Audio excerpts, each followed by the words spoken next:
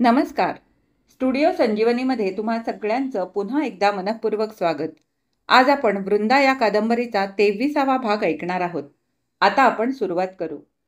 भाद्रपद महिना उजाडला होता. जिकडे तिकडे गणपती उत्सव चालू होते. कुठचाही उत्सव मोठ्या उत्साहाने आणि एक दिलाने साजरा करणे हे मुंबईच्या कामगार वर्गाचे एक मोठे वैशिष्ट्य आहे. आणि गौरी गणपती उत्सवात तर उत्साह ओसंडून जात असतो. चिंचपोकळीच्या कल्याण मंदिराचा गणपती उत्सव दरवर्षी मोठ्या थाटाने साजरा होत असे. गणपती उत्सवात दरवर्षी एक दिवस मोठा वैशिष्ट्यपूर्ण आणि अभिनव कार्यक्रम ठेवला जात असे. त्या दिवशी इतकी गर्दी होई की मुंगीलाही शिरायला जागा राहत नसे. लोकांची आवड लक्षात घेऊन हा कार्यक्रम आखला जाई. यावर्षी सुप्रसिद्ध चित्रपट पार्श्वगायिका मधुरिका हिच्या गाण्याचा कार्यक्रम आज जाहीर झाला होता. गेल्या 1.5 वर्षांच्या अल्पावधीत या गायिकेचे नाव सर्वमुखी झाले होते. भाराभर भिकार चित्रपट केवळ मधुरिकेच्या गोड भावस्पर्शी गळ्यातून बाहेर पडणाऱ्या शैलीदार गीतामुळे लोकप्रिय ठरत होते. इतर गायिकांच्या मागून आलेली ही नवी गायिका कीर्ती शिखराच्या पायऱ्या भराभर चढत होती. चित्रपट पार्श्वगीताखेरीज तिचा जाहीर कार्यक्रम अद्याप कधी झालेला नव्हता. कल्याण मंदिराच्या गणपती उत्सवात तिचा आज प्रथमच जाहीर कार्यक्रम होणार होता. कार्यक्रमाला आज तुफान गर्दी होणार या दृष्टीने आज मंदिराच्या बाजूला सभोवार चाळीच्या मधल्या मोठ्या खुल्या जागेत खास उंच व्यासपीठ उभारण्यात आले होते. गणपती उत्सवाच्या कार्यकारी मंडळात यावर्षी जी उत्साही मंडळी होती त्यात कमाताई प्रमुख होती. मधुरिकाबाईंचा गाण्याचा कार्यक्रम ठेवण्याची कल्पना तिचीच होती आणि या कल्पनेला मूर्त स्वरूप आणण्यासाठी तिने अविरत श्रम घेतले होते. मधुरिका आमंत्रण स्वीकारणार नाही, बिदागी फार मागेल वगैरे ज्या रास्त शंका काढल्या गेल्या होत्या त्या कमाताईने आपल्या व्यक्तिमत्वाने नि परिश्रमाने फोल ठरवल्या होत्या आणि यंदाचा हा वैशिष्ट्यपूर्ण नि पूर्वी कुठे न झालेला कार्यक्रम ठेवण्याचे सारे श्रेय आणि सर्वांची शाबासकी तिने मिळवली होती. कार्यक्रम निश्चित झाला तसा कार्यकारी मंडळाचा उत्साह वाढला. धांदल सुरू झाली. या कार्यक्रमाच्या योजनेत गुंतल्यामुळे गेल्या 8-10 दिवसात कमाताईची आणि वृंदाची गाठभेट झाली नव्हती. तशी त्या दोघींची भेट काही रोज होत नसे. वृंदा वरळीला राहायला आल्यापासून ती राहत असलेली चाळ कल्याण मंदिराच्या तत्वानुसार सुधारण्याची कामगिरी तिच्यावर सोपवली होती. त्यामुळे आता ती रोज कल्याण मंदिरात जात नसे. फक्त तिथे होणाऱ्या बौद्धिकांना आणि विविध विषयांच्या वर्गांना जात असे. शाळेच्या शिक्षणाचा आपल्या आयुष्यात फारसा उपयोग होईल असे तिला वाटेना. त्यापेक्षा कल्याण मंदिरातलं शिक्षण आपल्या दृष्टीने अधिक उपयोगी आहे असे तिला आढळून आले होते. त्यामुळे शाळेत जाण्याचे तिने बंदच केले होते. पोटाचा विचार करणे प्राप्त होते, पण शिवणाचे ज्ञान यावेळी तिला उपयोगी पडले. काशीताईंच्या सल्ल्याने तिने आपल्या खोलीत शिवणाचा वर्ग सुरू केला होता. कपडे वेतायला आणि हातशिलाईचे शिवण ती शिकवी. कपडे शिवून देण्याचेही ती काम करी. खाली कोपऱ्यावरच्या एका शिंप्याच्या दुकानातल्या कपड्यांना बटणे लावून देण्याचेही काम तिने मिळवले होते आणि वृंदाताईची कुठचीही गरज सारायला चाळीतल्या बायका सदा तयार असत. तिचा नवीन जीवनक्रम ठीक चालला होता. या जगात ती आता रुळू लागली होती. 4 वाजता कमाताई आली तेव्हा ती ब्लाऊजला बटणे लावीत बसली होती. तिच्या शेजारी कपड्यांचा ढीग पडला होता. आत येताच कमाताईने म्हटले, या कपड्यात तू एवढी गुरफटून गेलेस की आजकाल तुझा चेहरा सुद्धा दृष्टीस पडणे मुश्किल झाले. चटईवर बाजूला सरकून तिला बसण्यासाठी जागा करून देत वृंदाने हसून म्हटले, पण दुसऱ्याचा चेहरा मला स्पष्ट दिसतोय ना. पावसाळा असून सुद्धा तो चेहरा घामाघूम झालाय, श्रमाने म्लान झालाय. तिच्या शेजारी बसत कमाने आपला घामाघूम चेहरा टिपलाने म्हटले, त्या श्रमाला तू किती किंमत देतेस ते पाहते ना आता. वृंदा हसली. कमाताई, श्रमाची कधी किंमत करता येते का? बोलता बोलता ती हातातले काम आवरू लागली. पण श्रमपरिहार मला कितपत करता येतो ते मात्र पाहते. तुझ्या आवडीचा स्ट्रॉंग चहा करून देते अन मग. कमाने मध्येच म्हटले, मग नाही, आधीच सांग की आज तरी कार्यक्रमाला येणार आहेस की नाही. वृंदाने हसून म्हटले, जणू काय मी येत नाही अशा तऱ्हेनेच बोलते आहेस. आली नाहीस म्हणून बोलते आहे. पण गणपती उत्सवाला सुरुवात होऊन आज 5च दिवस झाले आहेत ना. अजून 5 दिवस आहेत. कमाताईने रुसव्याने म्हटले, जे गेल्या 5 दिवसांचं तेच उरलेल्या 5 दिवसांचं. कुठच्याही उत्सव समारंभापासून तू शक्यतो दूर राहतेस. सार्वजनिक ठिकाणी येण्याचं टाळतेस हे मला माहीत आहे. आता इतक्या दिवसांच्या सहवासाने तुझी अलिप्त साधुवृत्ती मला पूर्ण परिचित झालेली आहे. पण आज मात्र तू आलं पाहिजेस. मी तुझी कोणतीही सबब ऐकणार नाही. माझा हा हट्ट आहे. वृंदाने स्टोव पुढे ओढला आणि हसत म्हटले, हा मोठ्या माणसाचा हट्ट की लहान मुलाचा हट्ट? उगीच शब्दात पकडू नकोस. तू आज येच. ही संधी घालवू नकोस. खरंच मधुरिका इतकं सुंदर गाते. पण सिनेमा संगीतातलं मला काही कळत नाही नि मला त्याची गोडीही नाही. कमाने काहीसे चिडून पण अजिजीने म्हटले, तुझ्यासाठी मी तिला तुकारामांचे अभंग म्हणायला सांगेन. मग तर झालं. संगीतासाठी नको येऊस, पण तिचा गोड गळा ऐकायला चल. तिला पाहायला चल. पाहण्यासारखं काही विशेष आहे का तिच्यात? कमाने दीर्घ सुस्कारा टाकला आणि हताशपणे म्हटले, तुझ्यात जे काही विशेष आहे त्यापुढे मला नेहमी हार खावी लागते. असो, तुझी मर्जी. काही वेळाने ती जायला निघाली तेव्हा तिला राहावेना. तिने पुन्हा म्हटले, मला मदत करायला तरी चल. आज एका बाईचा कार्यक्रम, तेव्हा तिची सरबराई आपणा स्त्रियांनाच ठेवायची आहे. खरंच या धावपळीत माझा जीव अगदी मेटाकुटीला आलाय. आजचा कार्यक्रम एकदा सुरळीत उरकून गेला की सुटले. रात्री 8 वाजता वृंदा आपल्या चाळीतल्या इतर बायकांबरोबर कल्याण मंदिरात गेली तेव्हा कार्यक्रमाला सुरुवात होण्याची वेळ झाली होती. तुफान गर्दी होती. आजूबाजूचे रस्ते सुद्धा लोकांनी भरून गेले होते. इतरांबरोबर कसा तरी मार्ग काढीत ती मंडपात पोहोचली. पण तिथे इतकी दाटीवाटी झाली होती की पुढे पाऊल टाकायला जागा नव्हती नि टेकलेले पाऊल कुणी उचलू देत नव्हते. मागून पुढून ढकलाढकली चालली होती. तरी सुद्धा ती एक एक पाऊल पुढे टाकीत मुंगीच्या पावलाने सरकत होती. तेवढ्यात श्श श्श, खाली बसा, गडबड बंद करा, शांत रहा असे शब्द आजूबाजूने उमटले. कार्यक्रम सुरू होत असल्याचे ध्वनिक्षेपकावरून जाहीर झाले. आता या गर्दीतून कमाताईपर्यंत पोहोचणे शक्य नाही असे पाहून इतर स्त्रियांबरोबर ती त्या गर्दीत बसली. तिने सभोवार नजर फिरवली. आकाशाची पोकळी सोडून तसू न तसू जागा माणसाने व्यापलेली होती. जणू मुंबईतली सारी लोकवस्ती इथे जमा झाली आहे की काय असे भासत होते. ती बसली होती तिथून व्यासपीठ खूप दूर होते. तिथे बसलेली गायिकेची आकृती दिसत होती, पण कशी आहे ते ओळखू येत नव्हती. त्या उंच व्यासपीठावर पार्श्वभागी फिक्या आकाशी रंगाचे पडदे सोडलेले होते.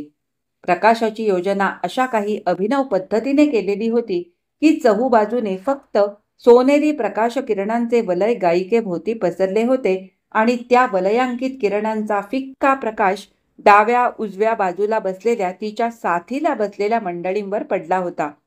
गायिकेने सोनेरी कलाबतूचे कुसरकाम केलेले शुभ्र वस्त्र परिधान केले होते. जी बैठक ती घेऊन बसली होती ती बैठक इतकी आकर्षक होती नव्हे, ते सारे दृश्यच इतके सुंदर होते की जणू दूर क्षितिजावर आकाशात एक नवीन तेजस्वी तारका उगवली आहे. चमचम चमकते आहे. सारे वातावरण स्तब्ध शांत होते. फक्त गायिकेच्या भावस्पर्शी गळ्यातून निघणारे स्वर हवेवर तरंगत होते. त्यातले भाव हृदयात खोल खोल शिरत होते. लोक मंत्रमुग्ध झाले होते. लोकच नव्हे तर स्वतः वृंदाही. मधुरिकेचे एक गीत संपले.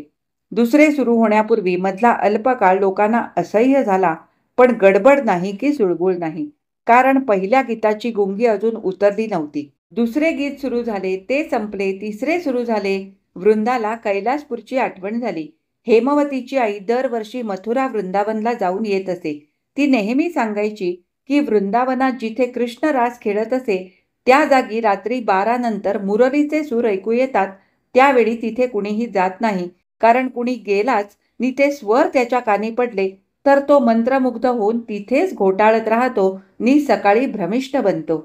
या कथेची वृंदाला आता आठवण झाली नि तिच्या मनात आले की या गायिकेच्या गळ्याची बासरी सकाळपर्यंत अशीच घुमत राहिली तर काय होईल कोण जाणे. शेवटचे गीत सुरू होते तेवढ्यात कमाताई तिला शोधित शोधित तिथे आली नि तिच्या कानाशी लागून म्हणाली, मला वाटलं तू आलीच नाहीस. आता इतक्यात कुणीतरी सांगितलं की तू इथं बसली आहेस म्हणून. चल तिकडे आत ऑफिसमध्ये चल, आता कार्यक्रम संपेल. वृंदा गर्दीतून वाट काढीत कमाताईंबरोबर व्यासपीठाच्या मागच्या बाजूस असलेल्या कल्याण मंदिराच्या कचेरीत गेली. खोलीत बरीच गर्दी होती. खोलीच्या बाहेर वरांड्यावरही काही लोक उभे होते. ती खोलीत गेली नि इतर कार्यकर्त्या स्त्रियांजवळ एका बाजूला उभी राहिली नि गप्पा मारू लागली. तेवढ्यात बाहेरचे संगीताचे सूर थांबले. कार्यक्रम संपला. कमाताई घाईघाईने बाहेर गेली. थोड्या वेळाने ती परत आली तेव्हा गायिका मधुरिका तिच्याबरोबर होती. दारातून दुतर्फा पांगलेल्या गर्दीतून ती पुढे येत असता वृंदाच्या ओझरती नजरेला पडली. वृंदा एकदम काहीशी चमकली, विचारात पडली. कमाताई दुतर्फा उभ्या राहिलेल्या मंडळींची गायिकेची क्रमाक्रमाने ओळख करून देत पुढे सरकत होती. शेवटी ती वृंदाच्या जवळ येऊन ठेपली नि वृंदाची तिने ओळख करून दिली. गायिका मधुरिका आणि वृंदा एकमेकींना नमस्कार करताना थोडा वेळ एकमेकींकडे पाहत राहिल्या. वृंदाने विस्मयाने पण गोंधळून म्हटले, तारा. ताराने झटकन तिचा हात धरून ओढीत अत्यानंदाने म्हटले, शंका की काय, ताराच. किती अचानक भेटलीस ग. बोलता बोलता ताराने झटकन तिच्या गळ्यात हात घातला. अवतीभोवती जमलेल्या गर्दीला जणू जगालाही ती विसरली. किती अकल्पित ही भेट. कमाताईने भोवतालची मंडळी आश्चर्यचकित झाली. कमाताईने विस्मयाने म्हटले, अगं बाई, तुम्ही दोघी एकमेकींना ओळखता. वृंदाने उत्तर देण्यापूर्वीच ताराने म्हटले, नुसती ओळख नाही, पण माझ्या यशाचं आणि कीर्तीचं सारं श्रेय या वृंदाला आहे. ताराच्या या अनपेक्षित उद्गाराने वृंदा संकोचून गेली आणि भोवतालच्या लोकांच्या विस्मयपूर्ण नजरा आपणावर खेळल्या आहेत हे पाहून तिचा जीव शरमेने गुदमरला. कमाताईच्या ते लक्षात येताच तिने ताराला म्हटले, आतल्या खोलीत चला ना, आज चहाची व्यवस्था केले. वृंदाच्या गळ्यातला हात काढून तो तिच्या हातात अडकवीत ताराने म्हटले, मला जाण्याची फार घाई आहे. मी झटकन चहा घेऊन जाते. माझ्या बरोबरची ही मंडळी थांबतील. तुमचं साऱ्यांचं सावकाश होऊ दे. अन खरोखरच तिने चहाचा कप झटकन रिकामा केला आणि म्हटले, मी आपला सर्वांचा निरोप घेते. वृंदाला मी जाता जाता घरी पोहोचवून देते. कुणालाही बोलण्याचा अवसर न देता वृंदाचा हात धरून ती बाहेर पडली. मोटार रस्त्याला लागली तशी मधुरिका वृंदाजवळ सरकून अगदी बिलगून बसली. तिचा हात आपल्या हातात घेऊन भावना वेगाने तिने म्हटले, खरंच गडे, किती अनपेक्षितपणे भेटलीस. कल्पना सुद्धा नव्हती भेटशील म्हणून. मला वाटलं होतं की आता या जन्मात काही तुझी माझी गाठ पडत नाही. पण माणसाच्या मनातली खरीखुरी इच्छा देव पूर्ण करतो म्हणतात ते काही खोटं नाही. मला किती किती आनंद झालाय म्हणून सांगू. इथं मुंबईत आल्यावर मी तुझा खूप शोध केला. गिरगावात तू कुठच्याशा वाडीत राहतेस एवढंच गोमतीबेनकडून मला कळलं होतं. त्यांनी वाडीचं कायचं नाव सांगितलं होतं पण मी विसरून गेले. आणि गिरगावातल्या सगळ्या वाड्या, कांदेवाडी, खेतवाडी, मांगलवाडी, सगळ्या वाड्या फिरले. प्रत्येक बिल्डिंगमध्ये चौकशी केली पण पत्ता काही लागेना. तेव्हा मला वाटलं तू आपल्या गावी गेली असशील म्हणून विलासपूरला पत्र पाठवलं. त्याचंही उत्तर आलं नाही. कसं येणार, कारण कैलासपूरचं तू जर विलासपूर केलंस. तारा हसली. तुझ्या गावाचं नाव झटकन आठवेना तर काय करू. मग देवावर हवाला ठेवून स्वस्थ बसले.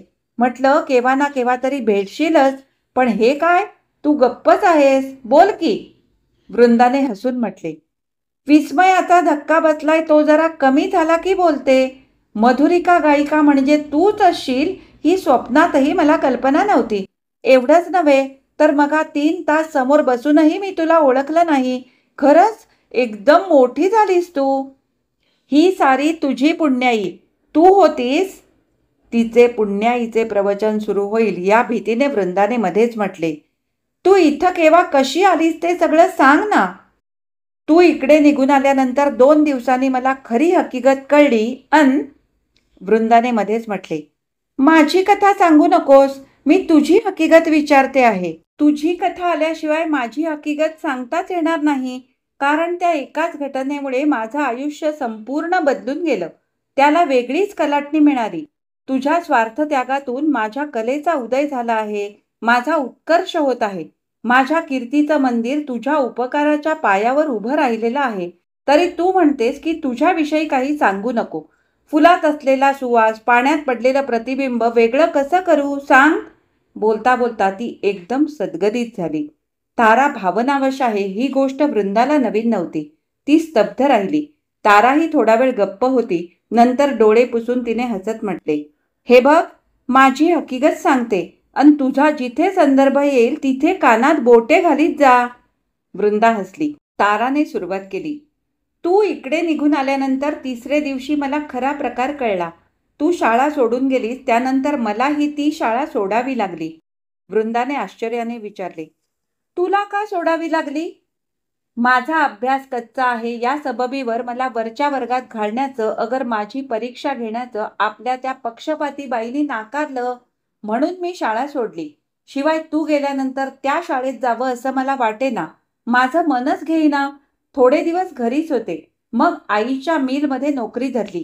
मला संगीताची किती आवड होती हे तुला माहीत आहेच. गाणे शिकून उत्कृष्ट गायिका व्हावं अशी मनात मी स्वप्ने रचित असे. शाळा सुटल्यावर ही इच्छा वाढू लागली, आकांक्षा बाळगू लागली. मी उत्कृष्ट गायिका व्हावे अशी आईचीही इच्छा होती. म्हणून मग मी आपले ते भारतीय संगीत विद्यालय, आठवतंय तुला, तिथे नाव घातलं अन गायिका होण्याचं ध्येय नजरेसमोर ठेवून मेहनत करू लागले. वृंदाने म्हटले, तुझी शाळा सुटली हे एका अर्थी ठीक झाले. शाळेत काही तुझ्या या गुणांना वाव मिळाला नसता. हो ना, मलाही तेच वाटतं. माझा संगीताचा अभ्यास उत्कृष्ट चालला होता. माझे शिक्षक माझ्या सुरेल गळ्यावरनी मेहनतीवर खुश असत. दरवर्षी विद्यालयाचा वार्षिक उत्सव होतो. 1.5 वर्षापूर्वी उत्सव झाला. त्यावेळी इथल्या मगनलाल शाह शेठजींना मुख्य पाहुणे म्हणून बोलावलं होतं. त्यांची चित्रपट निर्मिती संस्था आहे. त्यांच्याबरोबर त्यांच्या चित्रपट संस्थेतील काही सहकारी आले होते. त्या दिवशी ते माझ्या गाण्यावरनी आवाजावर इतके खुश झाले की त्यांनी ताबडतोब आमच्या प्रिन्सिपॉलकडे माझी चौकशी केली. नवीन निघणाऱ्या त्यांच्या चित्रपटाच्या पार्श्वसंगीतासाठी त्यांनी माझी मागणी केली. सगळं नक्की ठरलं नि आईबरोबर मी इथे आले. ती आजता गायत इथेच आहे. मोटार वाळकेश्वराच्या मुख्य रस्त्यावर वळली. उजव्या बाजूला असलेल्या एका विस्तीर्ण लोखंडी फाटकातून आत गेली आणि एका 3 मजली सुंदर इमारतीच्या प्रवेशद्वारापाशी उभी राहिली. मधुरिकेच्या मागोमाग वृंदा 2 जिने चढून रुंद पोर्चमध्ये दाखल झाली. डाव्या बाजूला असलेल्या सुंदर निळ्या पडद्यांनी झाकलेल्या दारावर असलेली घंटा ताराने दाबली. क्षणात दार उघडले गेले. पडद्याआड होऊन दारातूनच ताराने म्हटले, आई, मी एका बड्या पाहुण्यांना घेऊन आले आहे. कोण असेल ओळख बघू. तुझ्याकडे येणारे सगळेच पाहुणे बडे असतात. लगेच तिचा स्वर हलका झाला. त्यात निषेध उमटला. तिने म्हटले, तारा, पाहुण्यांना घरी आणण्याची ही वेळ नव्हे हे तुला माहीत आहे ना. पण मी कधीतरी आणते का? आज हा पहिलाच प्रसंग आहे. पहिला असला तरी मला बिलकुल पसंत नाही. ताराने हलकेच अपराधी स्वरात म्हटले, बरं चुकलं, पण आता असं कर ना, तूच बाहेर ये. त्यांच्याशी थोडा वेळ तरी बोल आणि त्यांना बाहेरच्या बाहेर घालव. बाहेर ये ना, मी ओळख करून देते. तारा पडद्याबाहेर आली. तिच्या मागोमाग तिची आई होती. बाजूला उभ्या असलेल्या वृंदाला ताराने हाताला धरून पुढे आणले. ती नजरेला पडताच ताराची आई आश्चर्याने उद्गारली, अगं बाई, कोण ग वृंदा? हेच बरं बडे पाहुणे. कसली ग तुझी ही भलती चेष्टा? ही कुठे भेटली तुला? आई, मी तुला म्हणत नव्हते का की मी त्रिखंड धुंडीन पण वृंदाला शोधून काढीन. बघ, काढली की नाही शोधून. आणि वृंदाला हाती धरून आत दिवाणखान्यात नेता नेता ती कशी भेटली याचे तिने वर्णन सुरू केले. तिची आई वृंदाशी गप्पात गुंतली तशी तारा उठली आणि म्हणाली, मी कपडे बदलून येते. तू बदलणार का?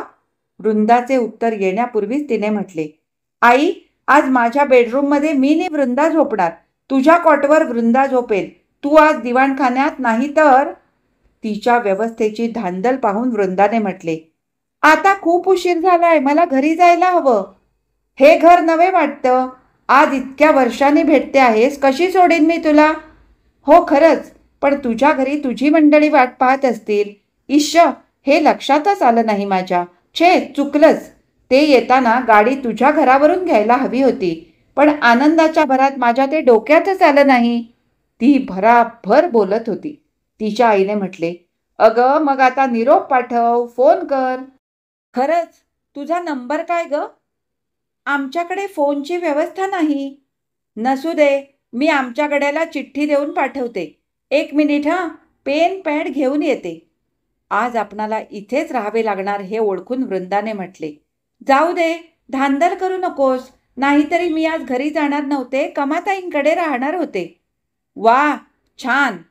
लगेच आईकडे वळून तिने लटक्या तक्रारीच्या स्वरात म्हटले, पाहिलंस, वृंदा होती तशीच अजून गंभीर राहिले.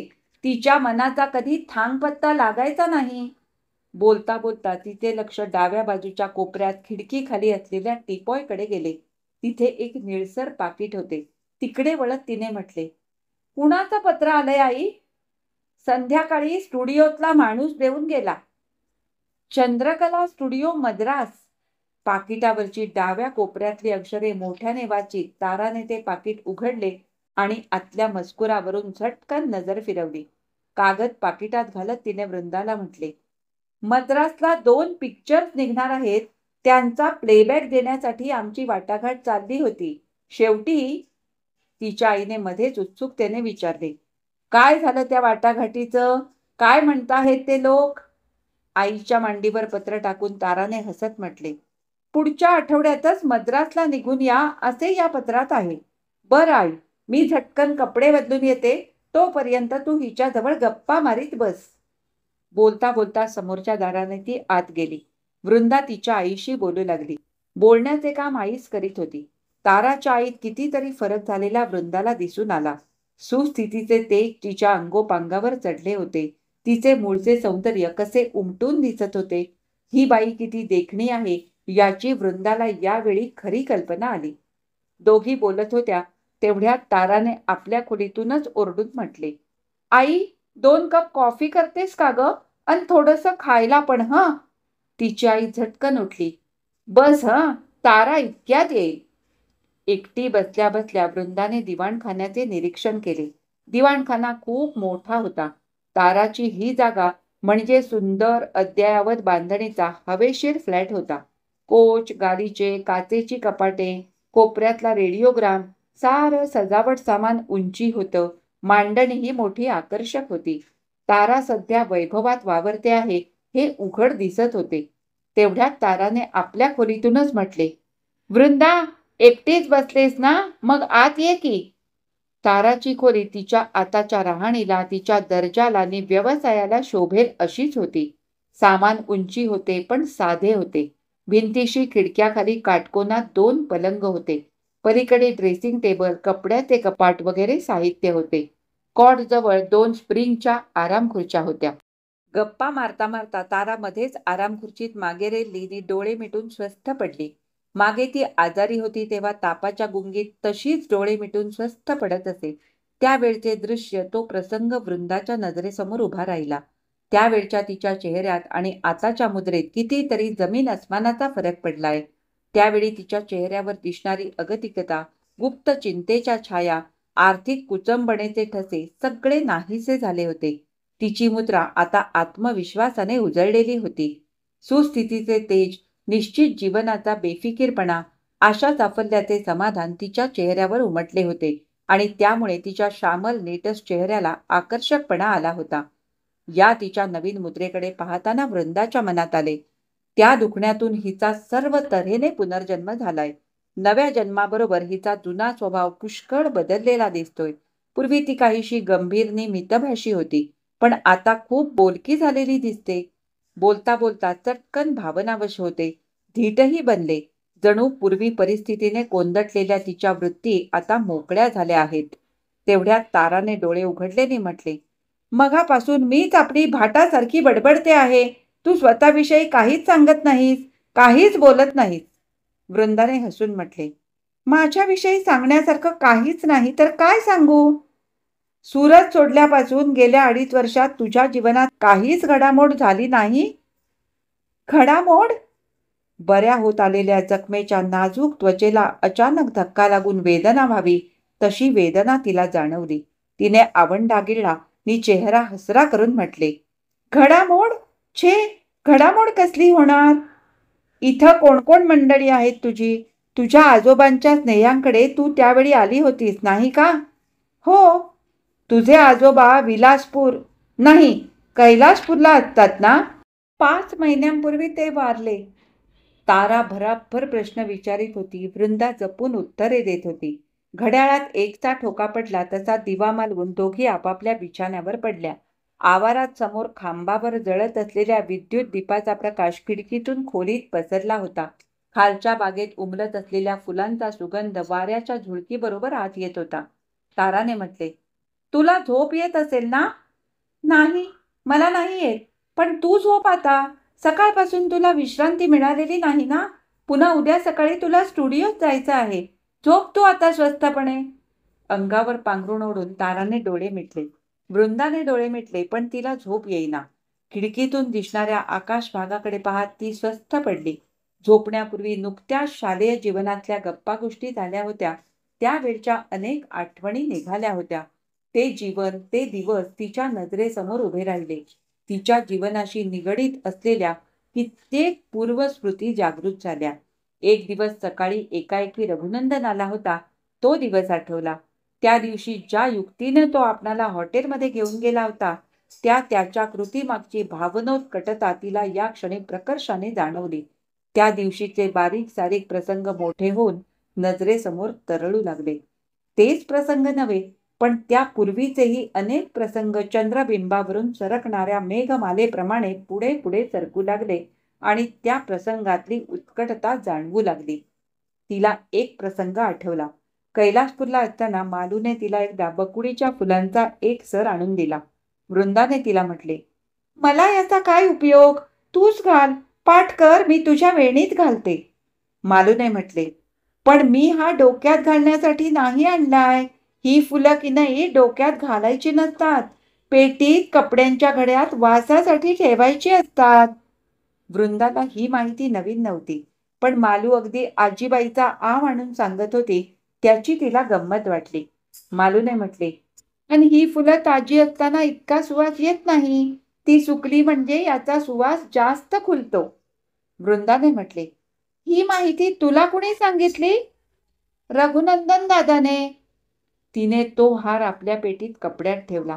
काही दिवसांनी तो सुकून गेला, पण जेव्हा जेव्हा ती पेटी उघडीत असे, तेव्हा तेव्हा सुगंध बाहेर दरवळत असे. त्या प्रसंगाची तिला आता आठवण झाली. त्या स्मृती दृष्टिआड करण्यासाठी आकाश भागावर स्थिरावलेली नजर तिने काढून घेतली आणि कुशीला वळून तिने खिडकीकडे पाठ केली, पण विचारांनी काही तिची पाठ सोडली नव्हती.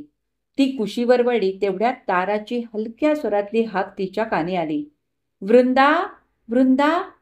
म्हणजे तारा, तू अजून झोपली नाहीस? मला वाटलं तुला झोप लागली. छे ग, झोपच येत नाही मला. का कोण जाणे, तू पण जागीच आहेस ना? हो. मी तुझ्या कॉटवर येऊन बसू का? झोप येईपर्यंत थोड्या गप्पा मारूया आपण. वृंदा आपल्या कॉटवर उठून बसली. तिच्याजवळ बसत ताराने म्हटले, झोपच येईनाशी झाली. आज माझं मन असं ढवळून निघालंय. तुझ्याशी खूप खूप बोलावंसं वाटतंय.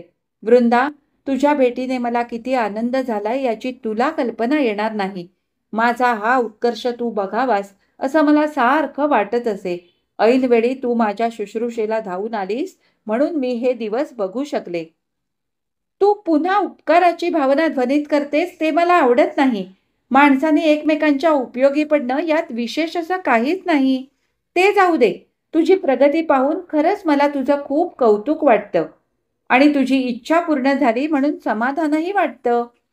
वृंदा, माझी इच्छा पूर्ण झाली याचे तर मला समाधान आहेच, पण खरं सांगू तुला, आईची मी सेवा करू शकले, तिचे क्लेश दूर करू शकले याचा मला अधिक आनंद वाटतो. माझे वडील होते तोपर्यंत माझी आई खूप वैभवात राहिली होती. एका मिल मालिक धनिक पुत्राच्या प्रेयसीला कमतरता कसली असणार? बंगला होता, मोटार होती, नोकर होते. मी त्यावेळी 8 वर्षांची होते, पण मला सारं आठवतंय. पण तुझ्या आईचं लग्न झालेलं नव्हतं ना? नव्हतं, म्हणूनच तर तिला हालात दिवस काढावे लागले. लग्न होणं शक्य नव्हतं, पण दोघांचं एकमेकांवर निस्सीम प्रेम होतं. आईची त्यांच्यावर निष्ठा होती, पण म्हणतात ना की निष्ठेला व्यवहार कळत नाही. प्रेम डोळस असलं तरी भक्ती आंधळी असते. वडिलांनी तिची तरतूद करून ठेवण्याची गोष्ट काढली की तिला आपल्या प्रेमाचा अपमान झाल्यासारखा वाटे. ती रागावून म्हणे, माझ्या प्रेमाचा सौदा का करणार आहात?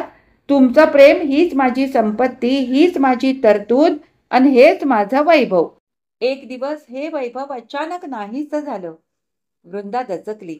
तिने हलकेच म्हटले, तुझ्या वडिलांनी तिचा त्याग केला? त्यांची निष्ठा ढळली?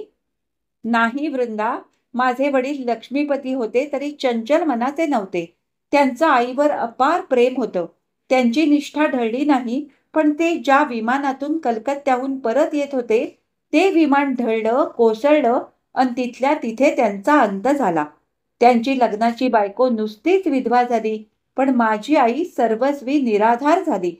बंगला गेला, मोटार गेली, सारं वैभव गेलं. माझ्या वडिलांच्या काही दयाळू मित्रांच्या मनधरणीमुळे मोठ्या शेटजींनी म्हणजे माझ्या वडिलांच्या वडिलांनी राहायला एक खोली नि काही रक्कम मदत म्हणून देऊ केली.